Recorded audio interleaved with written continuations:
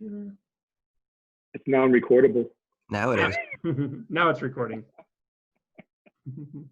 Hey, Angelo. I have a question regarding what you just were guiding us about. Yeah. Like when I'm doing this, sometimes I notice that the attention sort of swings between like the sound, or it just moves on everywhere naturally, and this weird sense of like being a center gets sometimes, it sort of dissolves, and there is like just the sound, and it really goes everywhere. But my question is that, like, even when there is the sense of like really being contrived and contracted while doing this, it's okay to go back into consciousness and sort of blend with other senses, and then go back to the sense that we're exploring. Yeah, I think that when you feel that center or something trying to fixate around a center, around a sense of self, when there's a struggle against struggle or resistance against resistance, that sensation, often there's no hard and fast rule, but often I would say you're being called into consciousness. Your attention's being called into the thought gate or consciousness gate. So just go there. Just let attention rest in that consciousness, and kind of like get as close as you can to that sense of what it is that wants to contract to the center. Because for that to maintain itself, we have to resist it. Actually, you have to resist wanting to be a center, which seems odd, but it's true. Like, we keep the sense of self alive again by using relational beliefs and so forth. So similar to that sense of a center, a sense of some little self in here that I can't find, sort of thing, a little remnant of a me or an ego that feels like a center. It feels like its attention's being drawn into it. Our natural tendency, very natural, is to like want to back away from it and look at it like, what is that, right? It's like a fear response in a sense, a subtle fear response, but that's what it is. When we have a fear response, our attention fixates on a point. It fixates on that which we fear. But in consciousness, it's so easy to set up a polar conformation. It's so easy to set up a dualistic experience in consciousness, subject-object. So now we're making that sense of the self in the middle, the contraction, the center, we're making that an object, and we're not noticing the subject.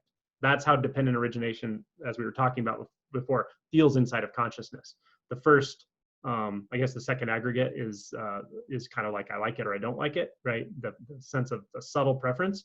And we usually move past that very quickly until we start identifying what it is, and we call it a center. And then we have a story about that center, etc.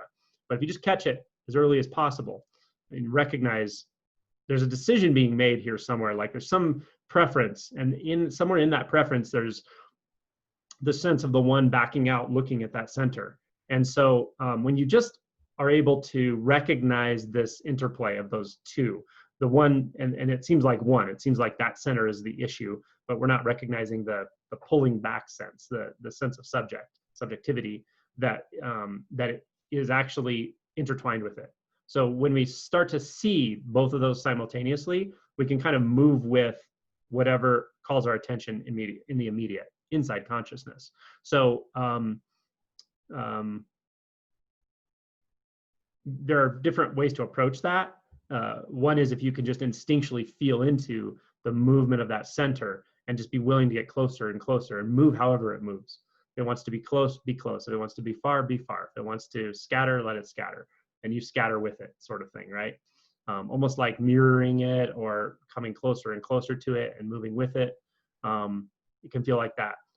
If that's not super instinctual, to where the sense of a center starts to just dissolve into a movement and flow of consciousness, or in this moment that's not seeming to happen, there seems like too much tension or resistance, you can do a little bit of inquiry. So you can inquire,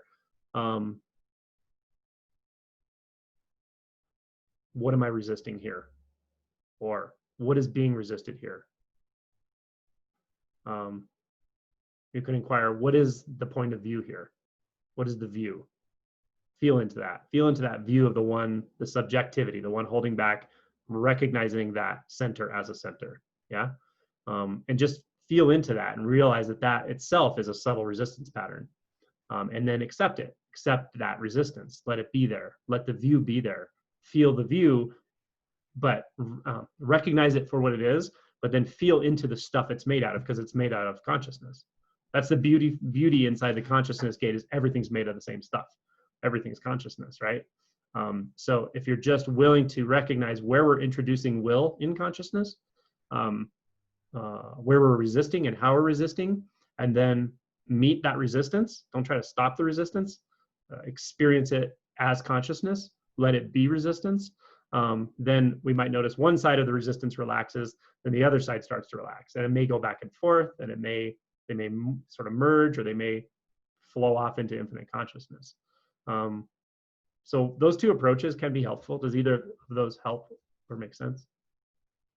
Yes, yes, it actually it makes sense. Like I've been sort of seeing that there is really a link between resisting more something and trying to control it, and like a hidden assumption about what's happening.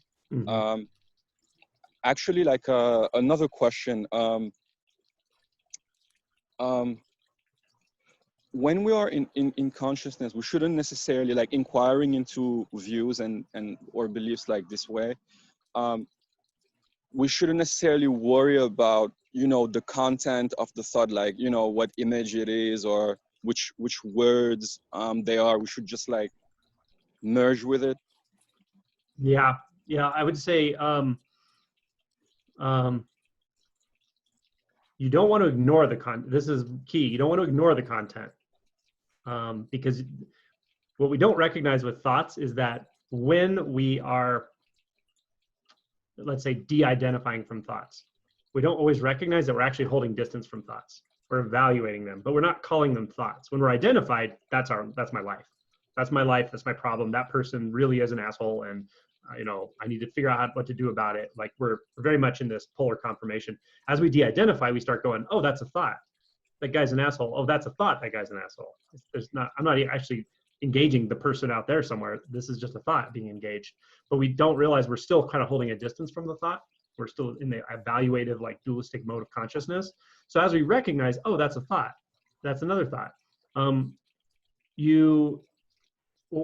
The act of recognizing it as a thought is kind of half of the de-identifying process, and the other half, as you basically just pointed out, is coming in contact with the thought stuff. But we don't want to overlook if there's something about that thought that's making us feel triggered, because we could be feeling a bodily reaction to the thought as well, and it's important not to bypass that.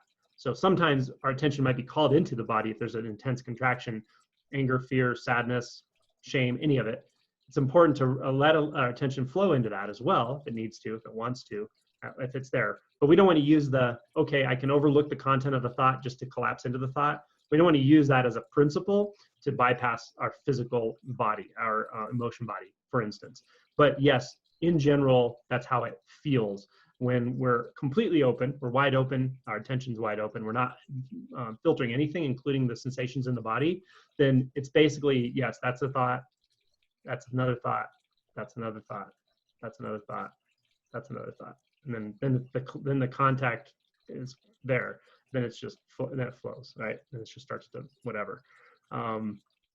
So the content doesn't matter. It's important to recognize that the thought itself doesn't point to anything but itself.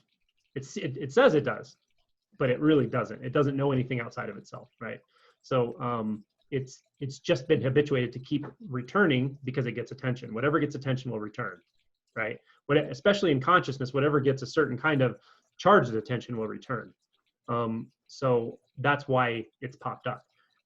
And you could almost say the reason it's going to continue to return is because the kind of attention it's getting is not the kind of attention where it feels completely in contact. It's not being completely validated for its own existence.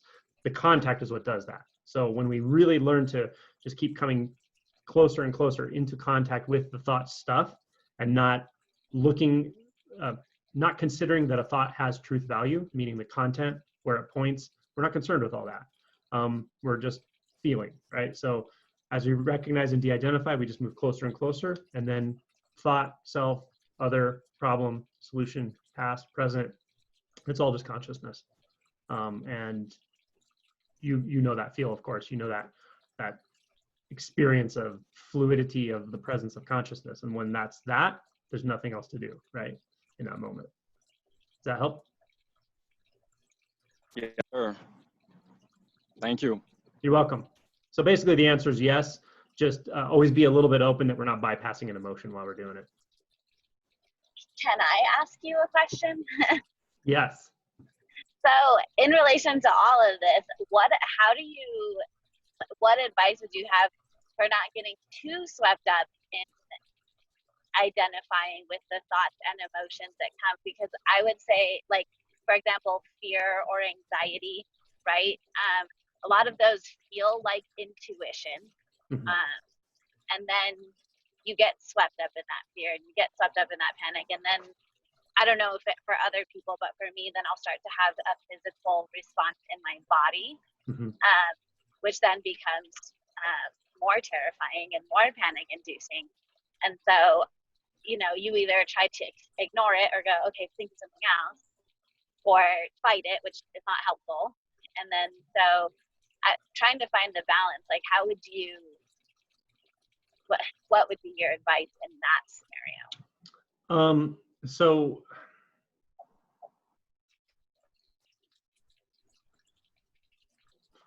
So I think you intuitively know by the way you asked the question that your attention wants to go into the body. Something there wants to be expressed, wants to be experienced, seen, felt. But the interpretation of that, the mind's, especially the mind's language, is going to make it something so terrifying that you better distract yourself. You better run into the world of thoughts. You better come here where it's safe, where you can panic. Yeah. So to me, it's a matter of, first of all, just recognizing there's something there that really wants to express itself physically. It wants to be felt. And running from it in any way that we do, and we run from things in all kinds of ways. We distract ourselves, we go shopping, we get in arguments, we do drugs, we do porn, I mean, there's a million ways we distract ourselves, right? And recognizing that the more I distract myself, the louder that's gonna knock. There's just no way around it. And I just know this from experience and from working with people that one way or another, you just have to open the door. You're gonna have to experience it. You're gonna have to be with it. So just admitting that to yourself is helpful in a sense, because the universe is on your side. That's the key to this. You have a capacity far beyond what you think you do, okay? But we become mind identified. We become identified with thoughts and beliefs, and then we give them more, we give the mind and the thoughts more credit than they deserve, I guess you could say, or we have a tendency to believe them over the emotions or the body or the sensation in the body. If the sensation in the body comes, it doesn't have a story in its core. It just is, right? The mind will make it into something else. First of all, it'll label it. It'll say, oh, this is that pain again, that thing I'm so scared of. So it's going to label it. It might be fear, terror, trauma, whatever. So it gives it a label. Then it's going to tell you, you can't handle it. It's going to tell you that every time. That's how our thoughts work. They're going to say, you can't handle this. But what they don't tell you, you can't handle it. They tell you, I can't handle it. Yeah. They speak in the first person, which makes us believe it. So it feels very believable. Recognize that just because the thought system tells us that we can't handle this, it's not necessarily objectively true, because I actually know you can handle it. I know you can, but you also can't just completely discount the thoughts. That world of thoughts is kind of on fire in those moments, right? It's got a lot to say. So that's kind of what I was just talking to Amma about, that if you really work with meditation and work with spending time in consciousness, pure consciousness, or using a certain type of meditation technique that allows your mind to calm some, you'll start to recognize that you can actually soothe all of that movement of thought in those moments to some degree. Meaning that what we don't realize is when thoughts of fear, terror, existential terror, panic, anxiety, when those thoughts come, we are adding a massive resistance pattern to those thoughts. And it's actually in the form of thoughts. That's what it means to be mind identified. Like I use that term, but what a first awakening is when you realize that was never actually like that. You can go from being in the worst panic of your life to absolute bliss in a second, and realizing it was never actually like that. Like it just never was quite like that. But the more I tried to use thoughts to get away from thoughts, the more distance I create in that polarity in consciousness, and the more tension that creates. And the body, and by doing that over time, year after year after year, which we're all taught to do over time, then the body starts actually responding to it. You're feeling the charge in the body. That's what's really trying to express itself now. That's where attention wants to go. There's an intelligence to that. So because there's so much going on, I would say taking a kind of multi-modal approach is helpful, but partially start to give yourself some time in consciousness, meditation. Whether it's 2 minutes at a time, fine, do 2 minutes, 5 minutes, 10 minutes. Just work your way up a little bit, but just learn to give that really active world of the mind a little bit of space to relax itself, yeah? And not push and pull against it so much. Find that place where I'm not pushing on a thought, I'm not pulling on a thought. I'll give you a specific example. If a thought comes right now and it says, terror is here right now and I can't handle it, this is going to destroy me, okay? Then I'm going to look right at that thought. I'm just going to let it be what it is, right? Like a child that says, I'm terrified.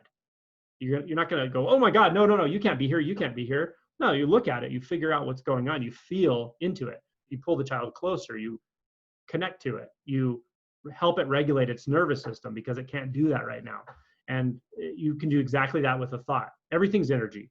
So a thought's made out of energy. As a human being is made out of energy, as a dog is made out of energy, as a planet is made out of energy. So you, in the same way, you hold it closer. That one thought, let that thought be there. Tell it, you can be here. Terror, you can be here. It's fine. The thought of terror can be here. Let it be here. Just tell it, even if it's only a minute that I can handle you being here, I'm going to let you be here for that minute. And then when you come back later, I'll give you some time again. You know, learn to start to calm that intense polarity inside of consciousness and thoughts. Try to see when there's a tendency to push all those thoughts away, right? Terrible thoughts, we should definitely push those away, right? Those are scary. Or maybe I can say, well, okay, thought of terror, thought that says I can't handle this. You've been here 300 times a day for the last 10 years, but I keep pushing you away. What if I just hold you a little bit closer? Let's just see what happens. You know, thought that says I can't handle this. You can be here right now. That one thought. And just see if you can get a little closer to it, a little closer, a little closer. And then the next one that says, oh my God, this feeling is destroying me, right? We really can amplify these experiences. Say, okay, thought that says this feeling is destroying me. You can be here too. Come closer, it's okay. Like, I'll give you space. Maybe I can only handle it for 30 seconds, but I'll give you 30 seconds of all of my attention, all of my heart, all of my notice. Do what you can to literally come in contact with it. Feel it, that one thought, yeah? So calming this world of consciousness down, and then at other times, start to allow yourself to feel into the body sensations. You know, as you said, you can feel something here, something coming up, or that attention wants to go down into the body. There's something there, and you know that. So give that just a few seconds. Just go, okay, I'll go down in there for a second. Just feel whatever it is. No words, no thoughts, no stories. Just that sensation. Just go down in there, come back up. See if it's okay. And you realize, okay, well, without a story, without calling it something, without relating it to a past I think I have, it's just what it is. It's just a sensation. It's fine. Now, you might shoot right back up into your thoughts and go, oh my God, no, I can't do this. Then you say, okay, thought that says, no, I can't do this. You're welcome here. Like, let's see if I can just let you be here for a second. All right. use that nurturing quality you have, the nurturing quality of a mother, of a pet owner. Like you have that quality, apply it to yourself. And the way you apply it to yourself is you apply it to your immediate experience. And if it's a thought that says, oh my God, I don't think I can handle this, just look at it and say, okay, you can be here. It's okay for a moment. Let's just see what it feels like. See if you can reach out and touch it. See if you can come in contact with it. This is for you about contact, because in this world of pushing away and anxiety, you're trying to prevent contact. But contact is what you actually want. It's what everybody wants. We actually, because when we finally remember what contact is, what absolute contact is, then we're never out of contact with anything. And it's wonderful. But we have to unlearn the habits to distance, like push, push, push, push. No, no, no, no, no, I can't handle it, right? So is that helpful? That's like a starting place. Yeah, that's really helpful. I mean, like you said, I'm kind of aware, but sometimes I have to hear things from other people. And I think learning to like sort of embrace it, you know, like with that nurturing, like it's okay, it's here. Mm-hmm. I think sometimes I get overwhelmed with a body sensation where I have a hard time comforting myself. So like, I think I've noticed that it's a little bit easier if I'm consciously starting to get nervous, like, you know, if there's like a thought or something, that I can hold space with the thought. But like, for example, if it happens in the middle of the night, like I just wake up and I just have this feeling that something's wrong. Mm-hmm. And then I get swept up in the feeling, which I've learned to just kind of go take a walk, take a drive. But part of me like almost wants to reach out to somebody, like somebody hold me, when I could be like, you can just, you know, hold yourself, or sure. I don't know. That's kind of where, you know, I get a little bit swept up in the way things feel, and then maybe have less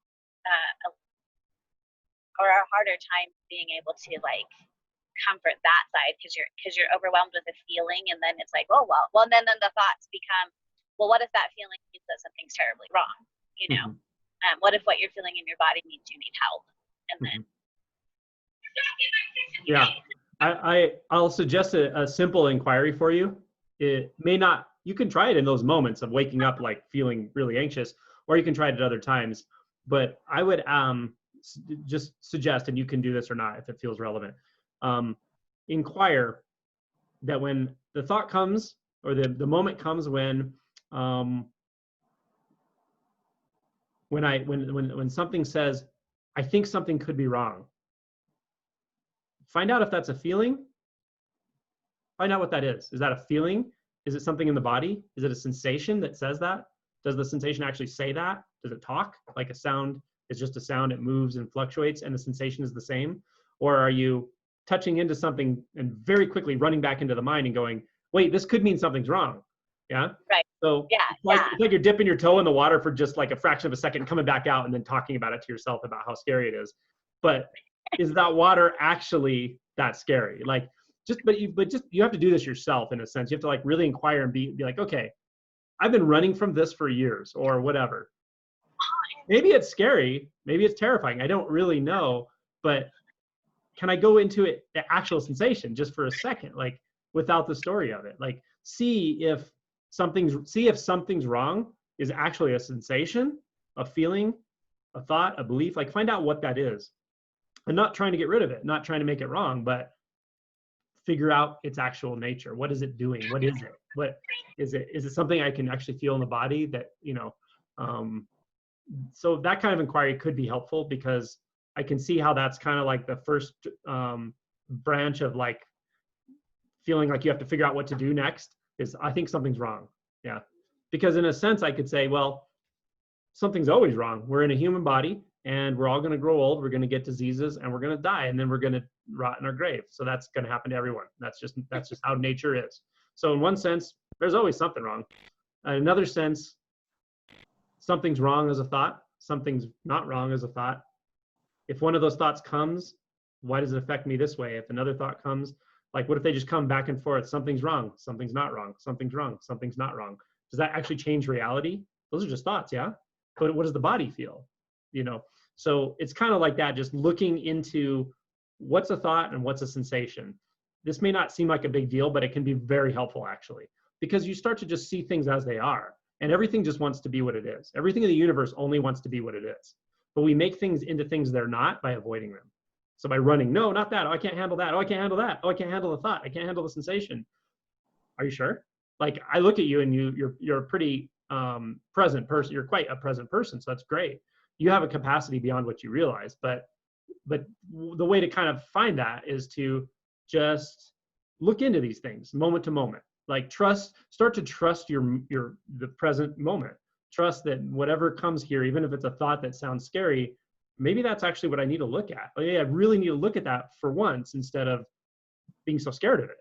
Like, what is just a thought? What is just a sensation? What is the movement of attention from a thought to a sensation? Just start noticing it. And a lot of times these things totally untie themselves.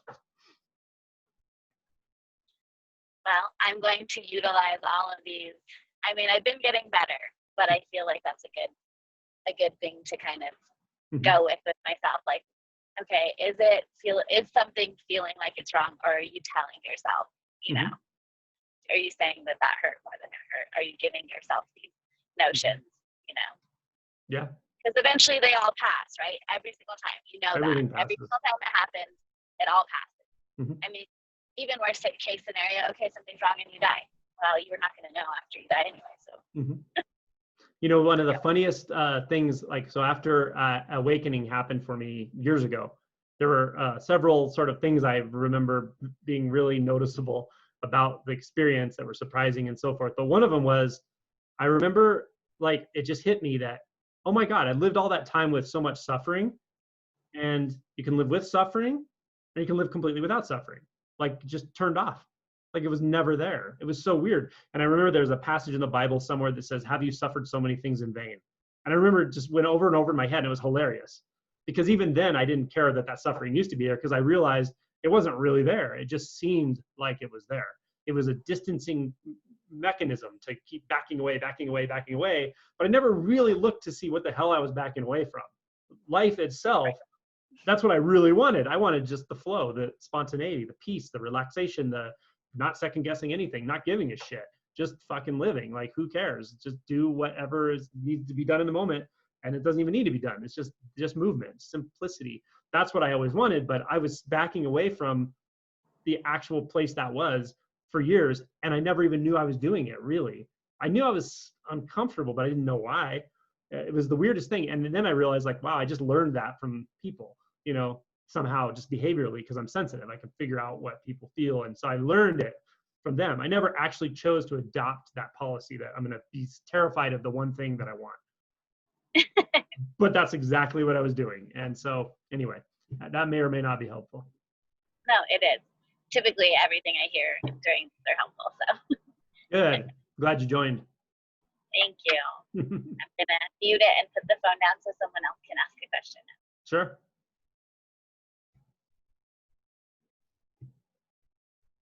I'm going to go to the restroom, guys. I'll be right back.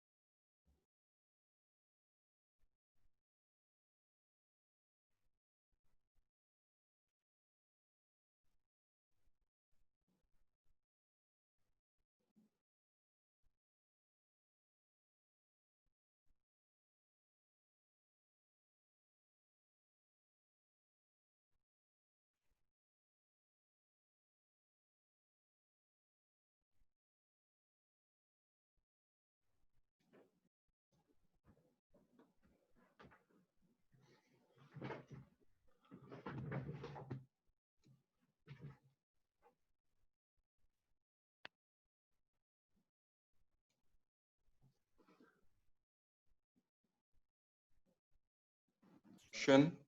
Yes. What is the jester? The Jester? Yes. Well, you know, it's funny. The Jester is an archetype, archetype principle, and Joseph Campbell talked a lot about it, like in his interviews with Bill Moyers, and he probably wrote about it, but I haven't read his books. But there are different manifestations of it. So like the clown, the Joker, the Fool, and there are motifs in a lot of mythology in various cultures throughout the world and throughout history. The Native Americans called the coyote the jester. That was their trickster god. That was their trickster. But there are also a lot of stories about the jester or trickster god messing with people's ideas about reality and doing things purposely to confuse them and screw them up. But as far as realization and spirituality, it's very interesting because it's one of those things that doesn't get talked about. It gets overlooked, I think, and yet it's functioning the whole time. Life is so good at pulling the rug out from under you. Tony Parsons once said, humiliation is liberation. And it's so true. Anyone who's ever gone through it, the thing you'll avoid for years and years and years, and all of a sudden it happens and you're like terrified that this is going to be the worst thing that ever happened. I'm humiliated, like whatever. And there's some freedom with it. There's something opens that you couldn't see before that moment. That's the movement of the jester. In a sense, you can't make that happen. It has to surprise you. That's probably why we don't talk a lot about the jester, I guess, or that movement, because you can't. It's not a practice. It's this aspect of reality that's just a huge joke. I've said this before to people, but like one of the other things that happened, I remember after awakening, is like the day after I was driving and I saw a bumper sticker that said, "What if the hokey pokey really is what it's all about?" And I laughed so hard. I've been laughing. I still laugh at that because it was like, of course it is. Like what, I mean, it was, you finally saw that that before I thought everything had varying significance. Some things were important and other things weren't important in life. And I realized that was all bullshit. It's literally not like that. Everything has infinite significance, or you could say everything has no significance, but that differentiation doesn't exist in the actual world. It exists it's about me every single time. The judgment systems we use are all pointing back to self. They're all pointing back to the illusory sense of the one apart from life, trying to navigate and manage life. So the jester is really good at blowing that up in your face. To me, it's something that just pops up. Like it's not a person, really. It's not a technique. Some teachers, I think, have definitely embody it. Like Osho, I think he was a very funny guy, and he taught through comedy a lot and so forth. But it's more of something that life does to you. That's how I see it. It's done it to me many times, and I see it do it to other people. And it's also sometimes just intertwined in the interactions with people. Like I can see it. There's something behind, even when somebody feels very mind identified or in their head, there's something behind it that's kind of like, it knows it's wearing a mask. It knows this isn't real. Totally knows it. That's why I can talk to people about this. Not because I know something, but because we both know something. And we're all aware of it. Yeah, and we're playing a gag on ourselves by being a human apart from everything. That's the joke we're playing on ourselves, right? And it's kind of like Voltaire said, God is a comedian whose audience is too afraid to laugh. I think that's exactly how the human condition is. It seems so tragic until it doesn't, until it's seen to be such a joke. It's such a the misunderstanding of separation is so tragic when you feel like the separate one, but it's such a joke when it's seen that it's a joke you played on yourself. That was a joke you played on yourself. That's everything I got about the jester right now. Got it. Anyone else?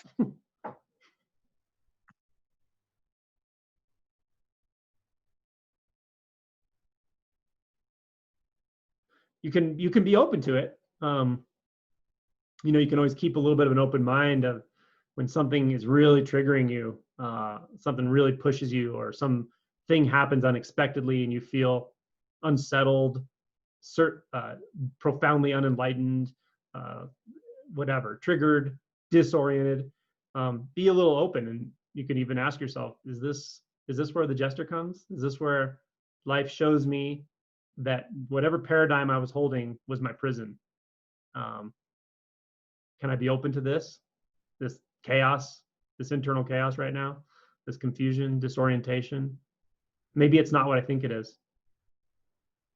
Maybe it's grace. So there's a way to be open to that too. Look for it in everything.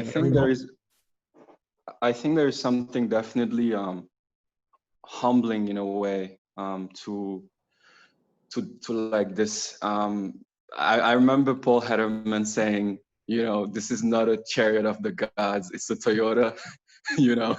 and when you start seeing like how, I'm not gonna say stupid, but just how confusion can be a bit of a joke. Like you're just like, oh man, I'm just wasting so much time, you know, getting confused about this. But if I just, you know, look at this monster, maybe it's not what I think it is. Mm-hmm. Yeah, absolutely.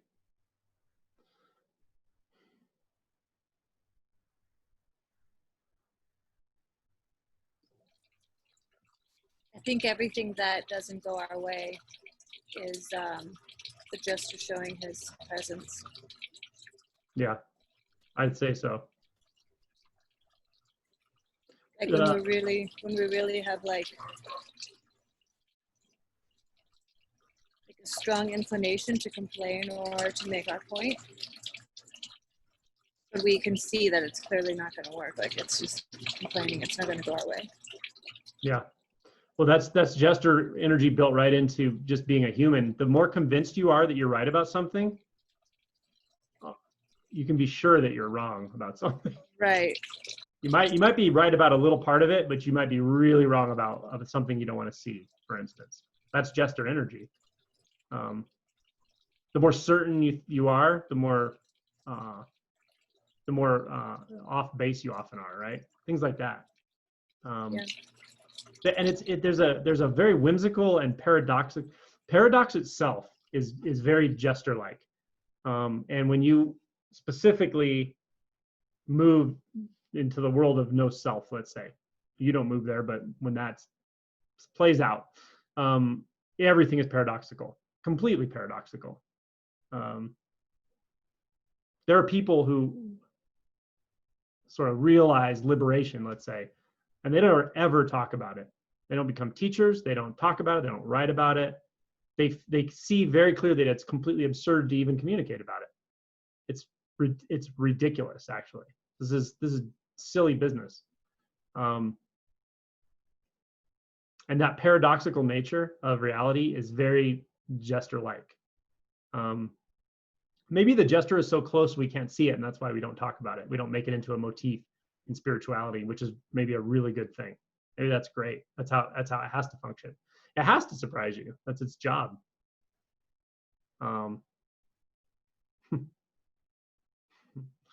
I do feel it as a fixation sometimes. So when I'm working with an individual or just talking to somebody in this way, I usually just feel something. Like I feel a fixation in one direction or another. It can be towards the masculine, towards the feminine, towards whatever. It can be in a lot of different ways. But one of them that's reasonably common is just taking yourself so seriously, or taking spirituality seriously. Yeah, it's very easy to do. And you know, there are good reasons we do that, because we care. We really do care about waking up. But the one who cares about waking up is the one that's not there when the awakening really happens. So even that's a joke. But we can definitely take ourselves too seriously, or take realization too seriously. And when I feel that fixation, I try to do it in a sneaky way, I think, but I try to get around it somehow. I try to get behind that That's sometimes when I start talking about how, and this is true, that you can't bring anything into this moment. I don't care how many books you read, how much you know about spirituality, how many awakenings you had. That's ash here. It doesn't matter at all. That's how no self is. It doesn't matter. There's nothing, there's no one to gather anything here. There's nothing to be gathered. It's gone. There's no past, no future, you can't accumulate anything. It's absurd to think that that is a possible thing to do. So that's the Jester, and it's here all the time. It's always disintegrating everything and laughing the whole way.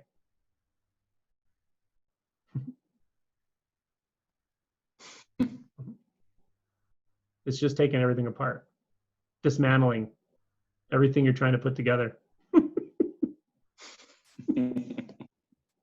It's got a set of tools like a screwdriver and a hammer. And you're on one end trying to put this life together, the spiritual me, the awakening, the whatever, business, the relationship, and it's on the other end just singing along with you, singing the same song you're singing, and it's just got screwdrivers and hammers, and it's just taking it apart at the same time you're putting it together.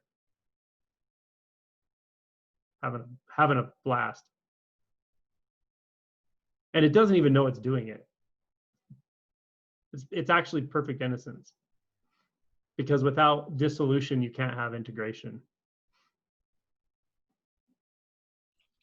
It's like the two stooges, both of them are oblivious. Mm-hmm. Till all of a sudden you go, one of the stooges goes, wait a minute, what the fuck is going on around here? I thought I already did all that wall. Oh, and also you're the Jester, so you're doing it to yourself. Yeah. Yeah.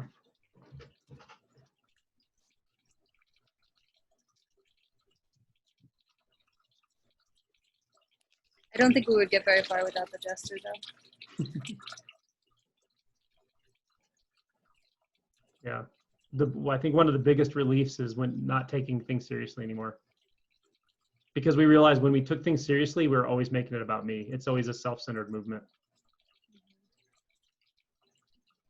And it can be valuable. It can be practical. It can be skillful when we're going through awakening and so forth. But at some point, it literally has to go away. That making realization about me has to go away. It does go away. Gone. It just completely dissolves. Because there's nothing there that it could be about.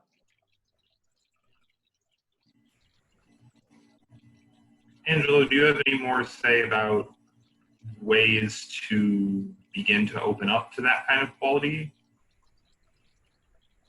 Yeah, do it. I mean, really, anything that's anything that puts you in a situation where you could be humiliated, not purposely. You can't. I don't know if you can really purposely humiliate yourself, but you could. But I mean, things like performance, things that just put you in a situation where you feel uncomfortable and you have to learn to be more natural and in a group environment. Like, I love improv personally because it's just like, it really teaches you presence around other people. Because if you're not present with improv, and where we've done it, they do like pickup classes, and you just do simple group exercises. It's not like you're expected to go stand on stage and give a comedy act. You do these group exercises that are interactive and all this stuff. But the thing I noticed about it pretty quick was that if you're actually present, not thinking ahead, not trying to be funny, not worrying about how am I coming across, like when all that's not there, improv works really well. It's really funny actually. But you're so absorbed in it, it's not always funny to you, but the people are laughing because they think it's great. But the moment you become self-conscious, it starts feeling really awkward. And so it's a really good teacher to teach presence in a group. And it also gets you through your fear of humiliation in a different way. So I think performance type things are really good. Acting classes just to do for fun, because to act well, you have to be raw. Rochelle could probably speak to this better than me, but to act well, you have to be unguarded and raw, or else everyone feels it, right? Bad acting is just, you can feel how self-conscious they are. Good acting is like, oh my God, they're more real than I am walking through my regular life, right? And they're pretending to be somebody else. So there's an emotional rawness, a behavioral rawness that is just absolutely required to do that kind of stuff. So I think things like that are helpful. things that environments where you can't hide anymore, or Yeah. relational type things like circling. Farina knows about that. I've only done it with her like one time, but circling groups where you get in a group of people and they do the interaction where, you know, whatever. Things like that. Learning to be vulnerable. No. Yeah. You know, the acting thing, I was really, really surprising. I think it's great for anybody because I went there after my awakening and I thought, you know, I don't know, I thought it would be easy for me, but it wasn't at all. And I think like, I don't know, I think it brings up unconscious things that we don't know how to find on our own or know how to see, because like you really have to be empty to be the character and feel the character's sensations, feelings, thoughts of the character, all of those things. You really have to be empty of your perception and your insecurities to embody those. So I remember I did this one monologue and I was so shaking nervous, like I didn't expect, like I thought, you know, even before awakening, I was a pretty confident person and I wasn't too shy in environments, but I was so incredibly shy and nervous and just a mess. And it was just so beautiful because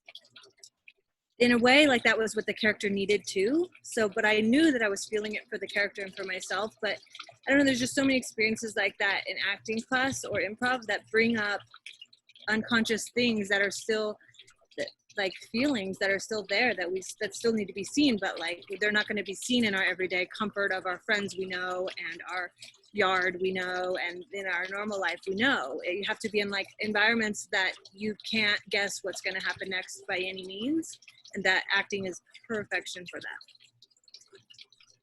that. Another specific suggestion is if you've never watched the movie Revolver, have you ever seen it? Great movie. It's really good.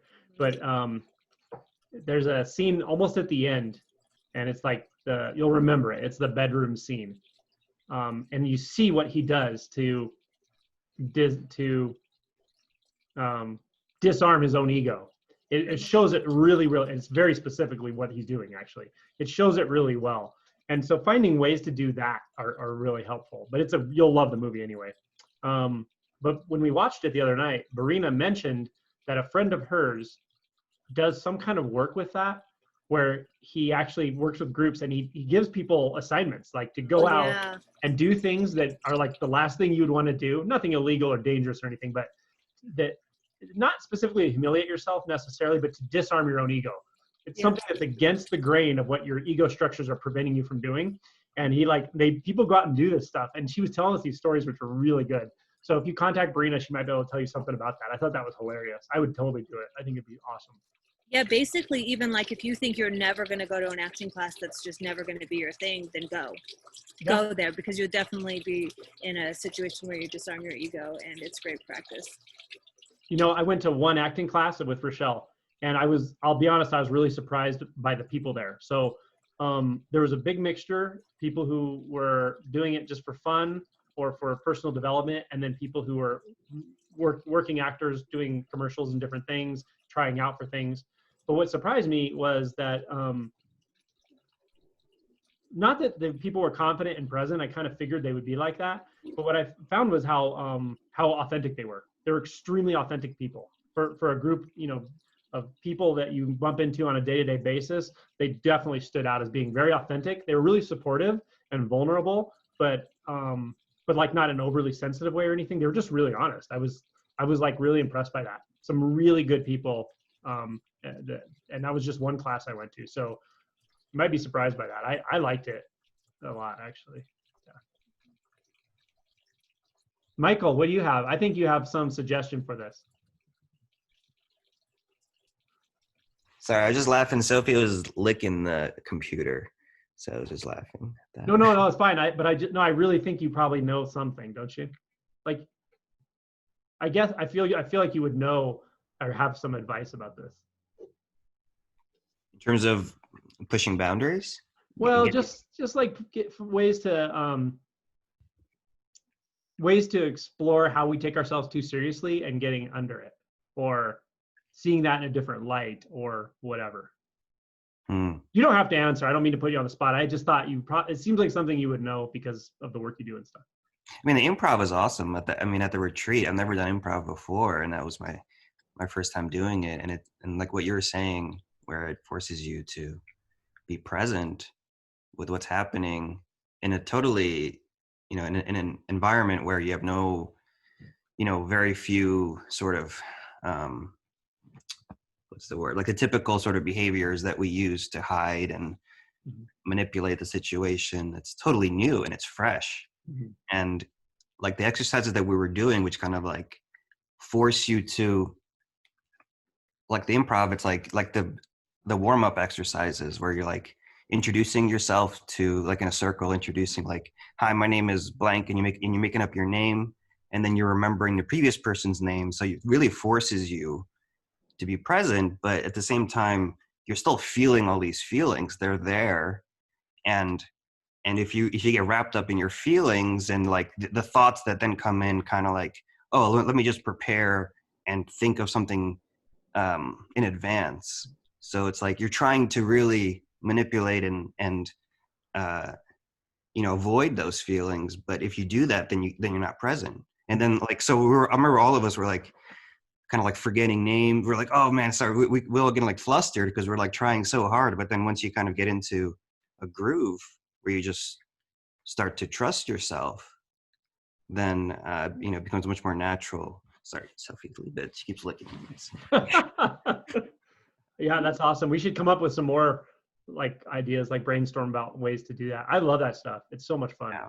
It's fun, and it definitely puts you in it just puts you in a relational presence. Like you're required to be in the relational presence for it to work. It's cool. Yeah, I put on the chat, but it was a joke, like to start doing BDSM, or also like maybe D&D or stuff like that. Sounds fun. Yeah, man. There's so many possibilities. Get on Meetup. Meetup like I don't know if they have it there, but Meetup is like just a website where it has 1,000 different kinds of groups, and you can meet people locally to do anything, literally make baskets, go hiking, whatever. Get on Meetup and just pick 3 groups that you were like, I would never do that, and do it. I mean, it couldn't hurt, right? You might find it's silly, but you also might find like, wow, I met like a really interesting person, or I found I like to do something I would have never thought I liked to do.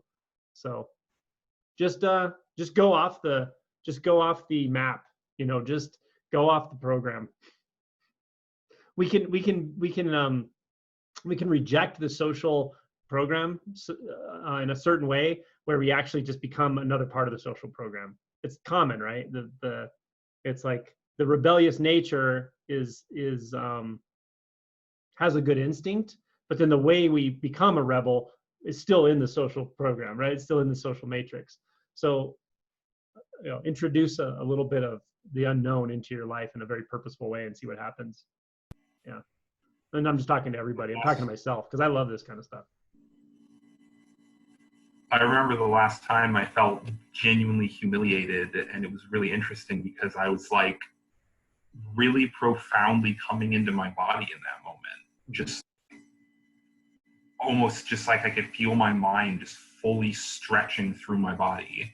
And like, oh wow, there's something going on here that I should probably investigate more.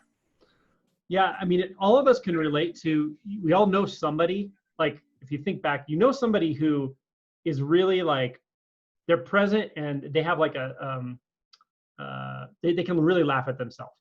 Like they can joke about themselves and they're good at it, and they're very disarming, and they're actually really endearing. People like that, you love to be around them. Like you just love them because they're so human and they're not being fake, and yet somehow we overlook that about ourselves. Like I can do the same thing, just learn to just laugh at your humanness, or realize it's just silly humanness that we all do, but instead of that, we bury like these tendencies we have, and then build a persona and pretend that stuff's not in there.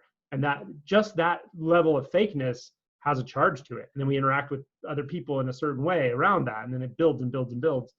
Or you can just laugh at yourself and just realize like, whatever, but thinking about the people that are like that, and realizing like, it doesn't make you look like a fool as much as it makes you look like a real person. People love those people who can laugh at themselves.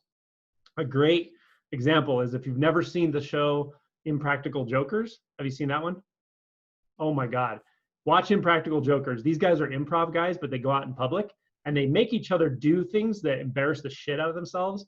But it's really, really funny. I mean, it's riotously funny. But they're so endearing because you just look at them and they just put themselves in situations constantly where they just look like a total idiot, you know. But you can also see that they're loving it. They're enjoying themselves. They're having a blast. They're four friends that have been friends all their life, and they're still very tight, obviously, and they do this thing together and live a great life, you know. But it's all based on making a fool of themselves, basically. But it's funny. It's very witty, the stuff they come up with as well. So that's called Impractical Jokers. If no one's seen it, it's really fun to watch. I just remembered a point. There's this pretty famous Zen teacher. I'm sure a lot of you know him. I forgot his name though. From New York, like the Jewish guy, Bernie Glassman. Yeah, I think it. So he has like a retreat. He had a retreat that once a year they're sleeping in the street for a week with no money, like being homeless for a week. And that sounds like a really strong experience. That would be a very powerful experience. I have never done anything like that. Has anyone done anything like that? That'd be very educational. That's really cool. Okay, Angelo, guys, go ahead. The spontaneous movement thing that we were doing at the retreat, that's awesome too, because it's like you're just in a room with people and you're all like flailing around spontaneously, and it really puts you in touch with your body and the feeling of humiliation because you're kind of self-conscious. You have to let go of that too. Oh yeah, so Tyler, the last 1 or 2 retreats, we did this thing called intuitive movement. And before that, we had yoga during that hour of the day. But it just dawned on me one day. And it's kind of like the physical movement aspect of like natural meditation. It just dawned on me, why don't we just let the body decide how it moves? And so I kind of guided people through this intuitive movement experience. And, you know, it can move fast, it can move slow. There's no choreography to how the body moves. So we all did this, and I was surprised how well it went and how much people actually really enjoyed it. But it puts you through embarrassment in a sense, it puts you through self-consciousness, then all of a sudden you're present in the body, but you really start to actually feel like, what does it feel like when we let the body move however it wants to, instead of constantly having it move based on a set of programs. Like what do we do all day? Everything we physically do all day is based on some program or another. Even if it's meditation, that's the program of spirituality or meditation, right? Exercise, that's the exercise program. You learned that from someone. Well, what if we just let the body move how it wants to? So I kind of set that up as a practice, and it was really good. I thought it came out good. Maybe on our retreat in July, it's going to be an online retreat like this. So maybe we'll do some of that. We can just turn our videos off and I'll just talk through it maybe, because I didn't talk the whole time. I would talk a little bit here and there and just kind of point to parts of our body we might be forgetting or how to actually just give it permission to move. But most of it was just the movement. So we could add that to our retreat that we're going to do in July. And anyone here can come to that retreat. Just email me if you're interested, and then we'll do it on Zoom like this. We probably won't record it, I don't think, or maybe just record like talks or something. But